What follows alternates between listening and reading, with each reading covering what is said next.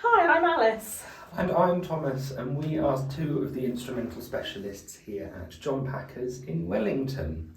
Like all of the instrumental specialists here, we are multi-instrumentalists. There's a bit of a crossover with the instruments that we play, but we play extremely different outfits for the instruments that we both play. So we wanted to do a little bit of a video to show our personal choices for what we use on these instruments, why they are so different, and sort of give a few options that are out there. A bit of a comparison. Yeah, absolutely. Okay, so I think case is a good place to start. Quite different cases from the offset. Absolutely. So mine is BAM-esque in style. It's a LeBlanc branded BAM basically.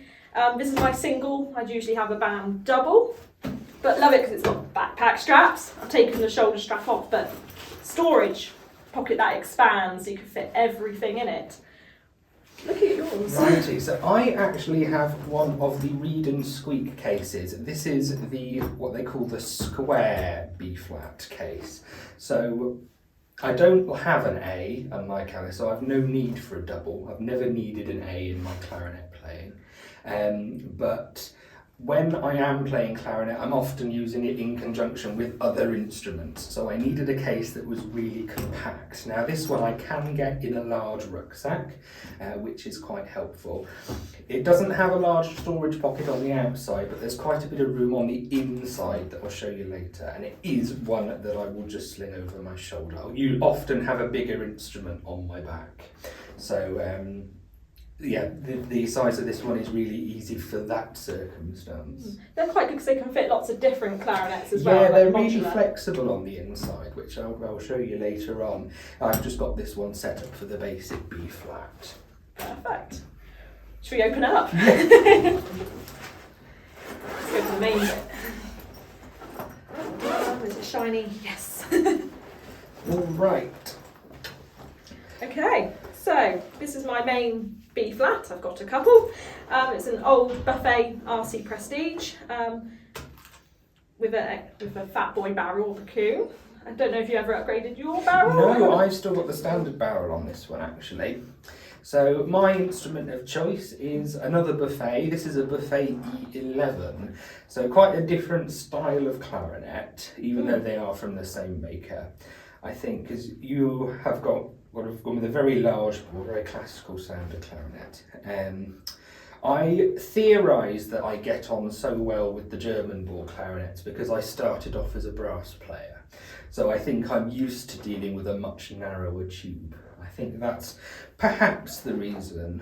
But you've paired a nice mouthpiece with it. Yeah, absolutely. What mouthpiece have you got? Well, I keep mine in a little food bag because otherwise silver plating can tarnish. I've got a Van Doren BD5.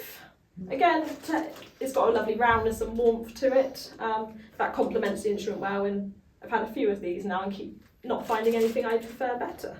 What one have you got there? So I keep mine in, this pouch actually came with the case, so it's part of the modular setup of it. And I have another Van Doren here. I have a Van Doren M15, so a very closed mouthpiece.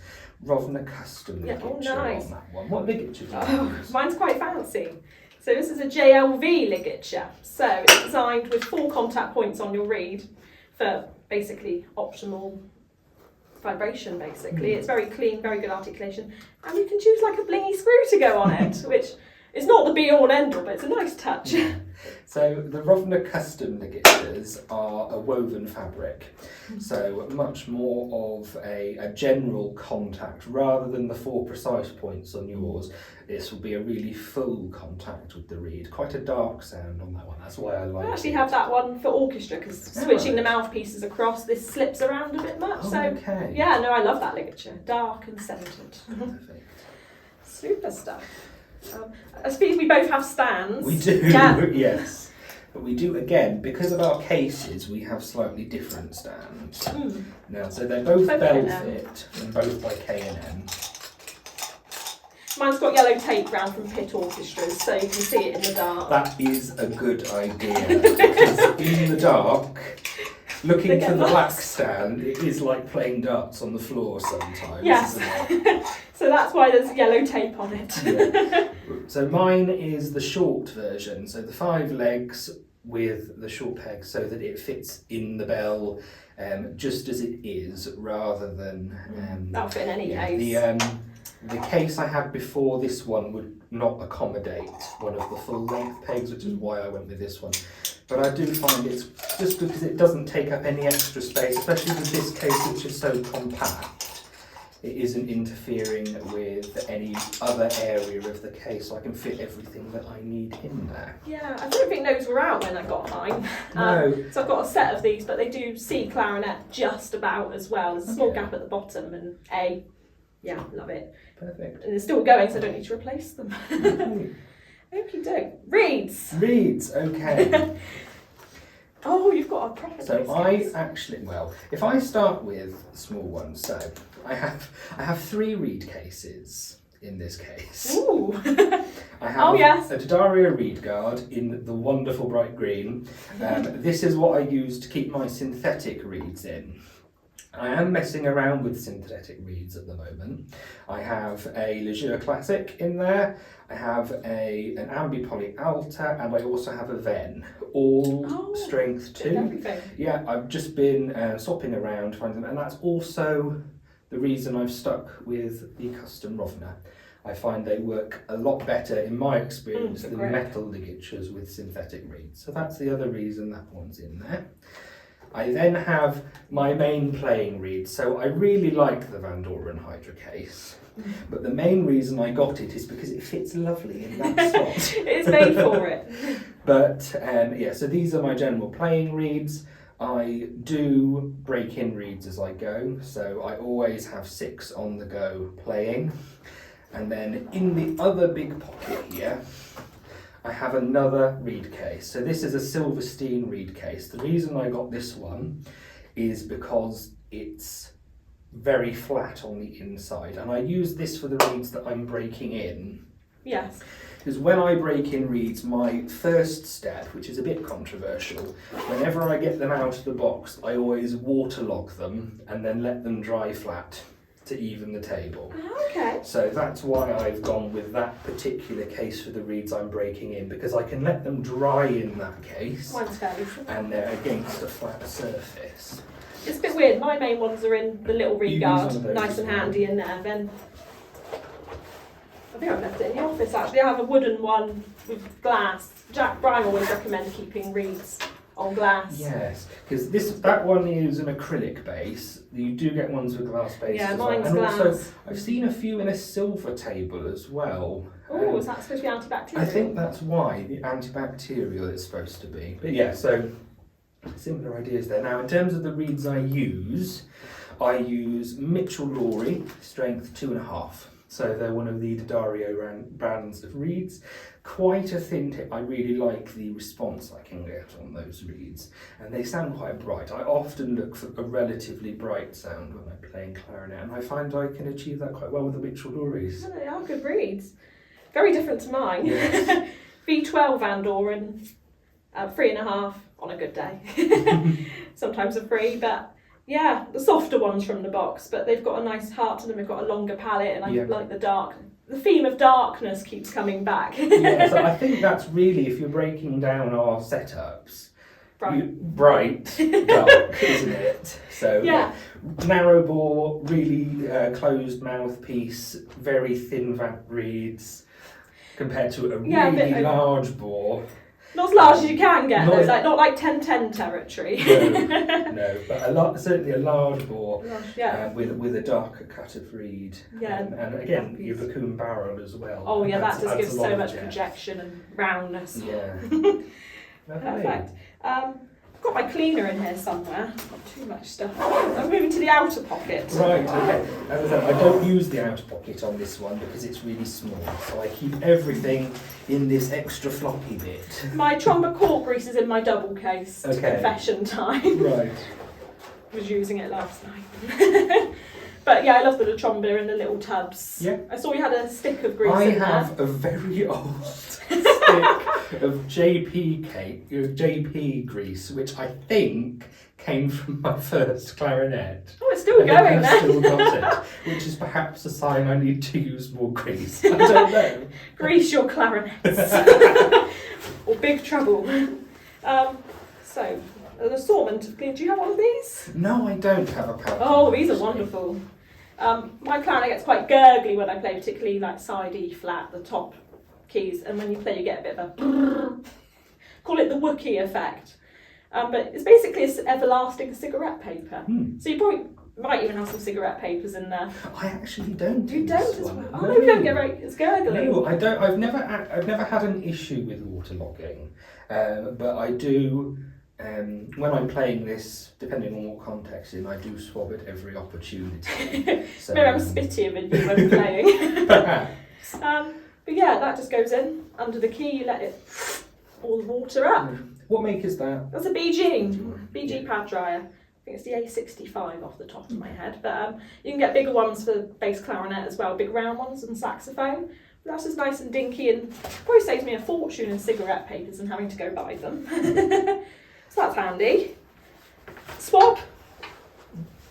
What swab do you? Okay, let's find that. So I have a very basic swab. You're still doing the job. Yeah, which is a Champion. No, I don't want to show you that; it's a bit grubby. But yeah, so yeah, I've got the Champion pull through. Again, I have had. I don't know whether it is because of the German bore on the E11. I do have a habit of getting a pull through stuck, as you know, because I have to bring them in to get them taken out. So I've never invested in an expensive pull through or a particularly nice pull through, just because I know I'm probably going to need to Christmas replace. is coming up.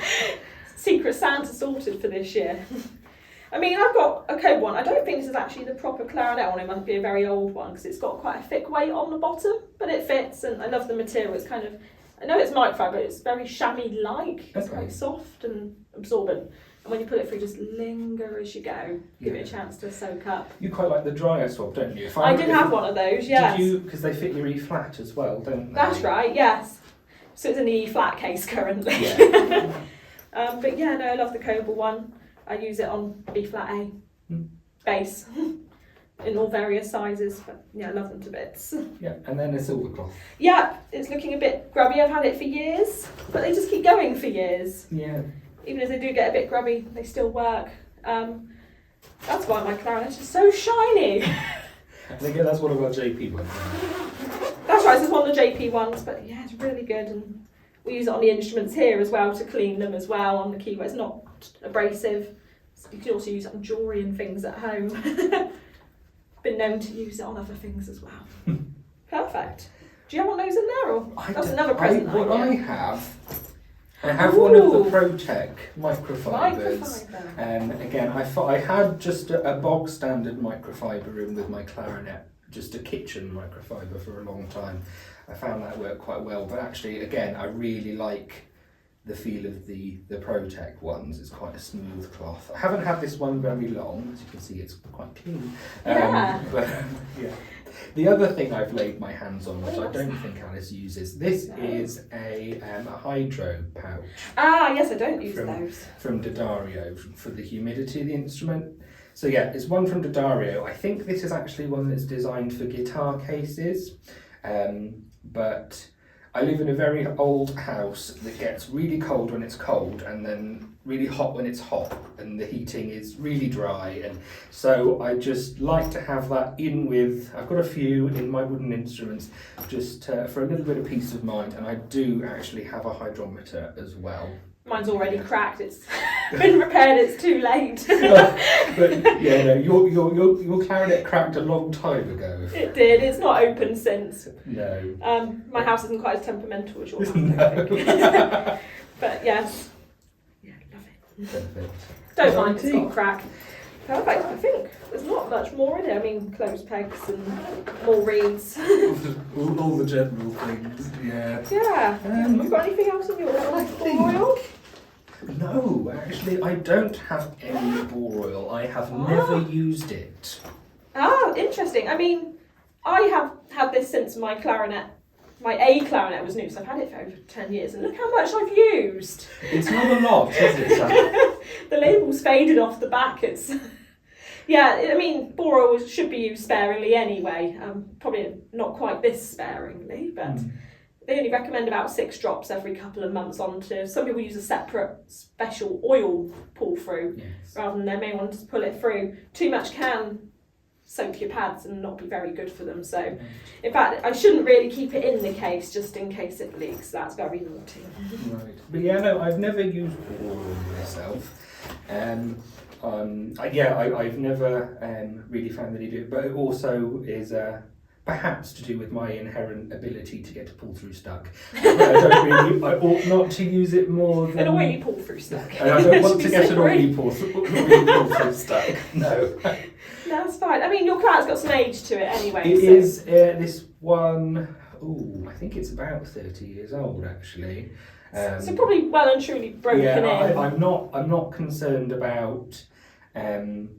It definitely doesn't need any play. It definitely hasn't needed any playing in as such since I've had it. I've had this one.